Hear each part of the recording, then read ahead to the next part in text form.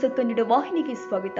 ಸಂವಿಧಾನ ಶಿಲ್ಪಿ ಭಾರತ ರತ್ನ ಡಾಕ್ಟರ್ ಬಾಬಾ ಸಾಹೇಬ್ ಅಂಬೇಡ್ಕರ್ ಅವರ 134ನೇ ಜಯಂತ್ಯುತ್ಸವದ ಪ್ರಯುಕ್ತವಾಗಿ ಶ್ರೀಯುತ ತಿರುಪತಿ ಶಿವಗುತ್ತಿ ಅವರು ಎಂದು ಮುಳಗುಂದ ಸೂರಿ ಎಂಬ ಕವನ ಸಂಕಲನ ಬಿಡುಗಡೆ ಕಾರ್ಯಕ್ರಮ ಹಾಗೂ ಬಾಲ ಪ್ರತಿಭೆ ಕುಮಾರಿ ಸಿಂಚನ ಶಿವಗುತ್ತಿ ಅವರ ಹೊಸ ಚಿಗುರು ಎಂಬ ಚಿತ್ರಕಲಾ ಪ್ರದರ್ಶನ ದಿನಾಂಕ 25/5/2025 ಕೊಪ್ಪಳದ ಸಾಹಿತ್ಯ ಭವನದಲ್ಲಿ ನಡೆಸಲಾಗಿದೆ. ಸನ್ಮಾನ್ಯ ಶ್ರೀ ಸಿ ಚಂದ್ರಶೇಖರ್ ನ್ಯಾಯವಾದಿಗಳು, ಗೌರವಾನ್ವಿತ ನ್ಯಾಯಾಧೀಶರು, ಪ್ರಧಾನ ಜಿಲ್ಲಾ ಮತ್ತು ಸತ್ರ ನ್ಯಾಯಾಲಯ ಕೊಪ್ಪಳ ಅವರು ಮಾತನಾಡಿ ಹೇಳಿದ್ರು, ನನ್ನ ಮನೆಗೆ 4 ಜನ ಪೊಲೀಸರನ್ನ ಸೆಕ್ಯೂರಿಟಿ ಕೊಟ್ಟಿದ್ರು, ಒಂದು ಗನ್ ಮ್ಯಾನ್ ಕೊಟ್ಟಿದ್ರು. ಅದನ್ನ ತಿರಸ್ಕರಿಸಿ ನನಗೆ ಮಾತ್ರ ಸೆಕ್ಯೂರಿಟಿ ಕೊಟ್ಟರೆ ಸಾಲದು, ನಮ್ಮ ದಲಿತರಿಗೆ ಸೆಕ್ಯೂರಿಟಿ ಕೊಡಬೇಕು ನೀವು ಮೊದಲು ಎಂದು ನಾನು ಅವರನ್ನ ತಿರಸ್ಕರಿಸಿ ಅವರನ್ನ ಕೂಡಲೇ ಕಳಿಸಿಬಿಟ್ಟೆ ಎಂಬ ಮಾತನ್ನ ತಿಳಿಯಪಡಿಸಿದ್ರು. ನನ್ನನ್ನು ನಾನು ಕಾಪಾಡಿಕೊಳ್ತೀನಿ, ಆದ್ರೆ ನಮ್ಮ ದಲಿತರು ಬದುಕುವುದು ಹೇಗೆ? ಅವರಿಗೆ ಮೊದಲು ಆದ್ಯತೆ ಕೊಡಿ. ಪೊಲೀಸ್ ಡಿಪಾರ್ಟ್ಮೆಂಟ್ ಅವರು ಸರಿಯಾಗಿ ದಲಿತರಿಗೆ ಸ್ಪಂದನೆ ಕೊಡಿ.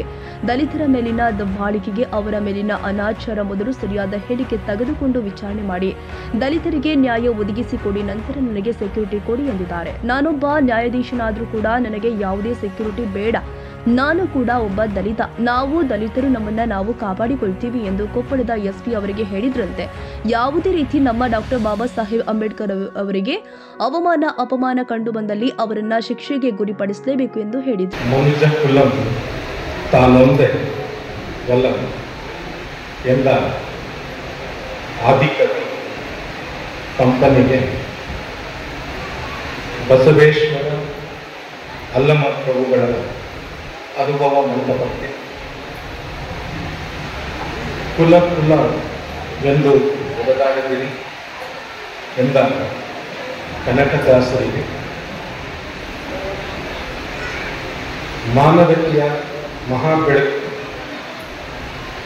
ಭಗವಾನ್ ಬುದ್ಧನಿಗೆ, ಸಮಾಜದ ಅಂಕು ಡೊಂಕುಗಳನ್ನು ತನ್ನ ಕೀರ್ತನೆಗಳ ಮೂಲಕ ಹಾಡುತ್ತಿದ್ದ ಕೈವಾರ ನಾರಾಯಣ ತಾತನಿಗೆ, ಮನುಜ ಮತ ವಿಶ್ವಪಥದ ಸಂದೇಶ ನೀಡಿದ ರಾಷ್ಟ್ರಕವಿ ಕುವೆಂಪು ಅವರವರಿಗೆ ಮತ್ತು ನಾನು ಮತ್ತು ನಿಮ್ಮಂಥವರ ಇನ್ನು ಎಷ್ಟೋ ಜನ ಉನ್ನತ ಸ್ಥಾನಕ್ಕೆ ಬರಲು ಕಾರಣರಾದ ಎಂದೂ ಮುಳುಗದ ಸೂರ್ಯ ಡಾಕ್ಟರ್ ಬಾಬಾ ಸಾಹೇಬ್ ಅಂಬೇಡ್ಕರ್ ಅವರಿಗೆ ವಂದಿಸುತ್ತಾ ವೇದಿಕೆಯ ಮೇಲೆ ಆಸೀನರಾಗಿರ್ತಕ್ಕಂಥ ಗಣ್ಯರೇ, ಅದರಲ್ಲೂ ಪ್ರಮುಖವಾಗಿ ಸಮಾಜದ ಮುಖಂಡರಾದ ಗವಿಸಿದ್ದಪ್ಪ ಬೆಲ್ಲದವರು, ಸಮಾಜ ಸೇವಕರು ಮತ್ತು ಈ ಕಾರ್ಯಕ್ರಮದ ಗೋಡೆಗಳ ಮಧ್ಯೆ ಕುಳಿತು ನಿರ್ವಹಿಸುತ್ತಿದ್ದ ನನ್ನನ್ನು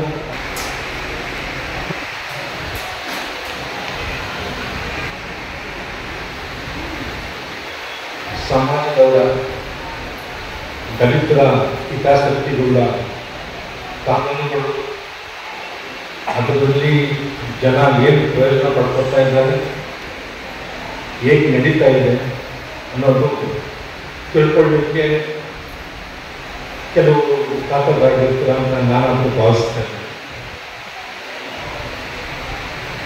ಕಿನ್ನಾಳದಲ್ಲಿ ನಾವು ಏನು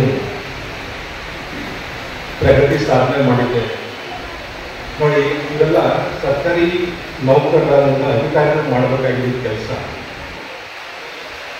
ಸ್ಮಶಾನ ಒಬ್ಬರಿ ಮಾಡ್ಕೊಂಡಿದ್ರು, ಕಬ್ರಸ್ತಾನ ಒಬ್ಬರಿ ಮಾಡ್ಕೊಂಡಿದ್ರು, ಅನೇಕರಿಗೆ ಪಾಣಿ ಪತ್ರಿಕೆ ಕೊಟ್ಟಿರಲಿಲ್ಲ.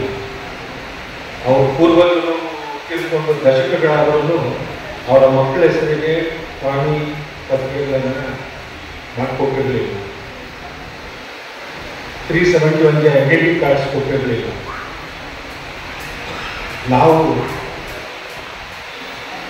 ಆ ಒಂದು ಗ್ರಾಮವನ್ನು ದತ್ತಾಗಿ ತಗೊಂಡ್ಮೇಲೆ ಎಲ್ಲ ಡಿಪಾರ್ಟ್ಮೆಂಟ್ಸ್ ಮರಳ ದಂಧೆ ಆಗ್ತಾ ಇತ್ತು, ಅಕ್ರಮ ಮದ್ಯ ಮಾರಾಟ ಆಗ್ತಾ ಇತ್ತು. ಇವೆಲ್ಲ ಸಂಬಂಧಪಟ್ಟ ಅಧಿಕಾರಿಗಳೊಂದಿಗೆ ನಾವು ಮೀಟಿಂಗ್ ಮಾಡಿ ಅದನ್ನೆಲ್ಲ ತಡೆಗಟ್ಟಲಿಕ್ಕೆ ನಾವು ಯಶಸ್ವಿಯಾಗಿದ್ದೇವೆ. ನಂತರ ಕೊಪ್ಪಳದ ಸುತ್ತಮುತ್ತಲಿನ ಗ್ರಾಮಸ್ಥರು ಹಾಗೂ ಕೊಪ್ಪಳ ನಗರದ ಮುಖಂಡರು, ಗುರು ಹಿರಿಯರು ಸೇರಿ ಕಾರ್ಯಕ್ರಮವನ್ನು ಯಶಸ್ವಿಗೊಳಿಸಿದರು. ತಾಜಾ ಸುದ್ದಿಗಾಗಿ ಎಂಟಿವಿ ನ್ಯೂಸ್ 24x7ಗೆ ಸಬ್ಸ್ಕ್ರೈಬ್ ಮಾಡಿ ಮತ್ತು ಬೆಲ್ ಐಕಾನ್ ಅನ್ನು ಒತ್ತಿ. ತಪ್ಪದೇ ಲಿಂಕ್ ಶೇರ್ ಮಾಡಿ.